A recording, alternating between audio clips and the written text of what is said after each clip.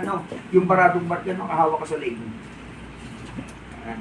So, pag nakahawak siya sa leg niya, buka mo konti yung paa mo, no? Mag-straddle position tayo, no? Para bumagsak man siya, nakasalo tayo. Hanapin natin yung, ano ba yung Tagalog ng belly button? Pusod. Pusod. Ng pasyente, no? Maglagay lang tayo ng dalawang daliri sa taas ng pusod ng pasyente. Sa taas ng pusod, ha? Yan, dalawang daliri. Ha? Sa taas ng pusod, dalawang daliri. Okay?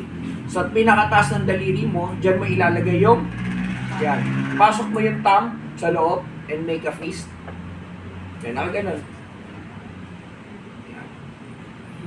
Yan yung ilalagay mo dito sa taas ng daliri. Okay? Andito kasi yung diaphragm natin. Ito. Yan.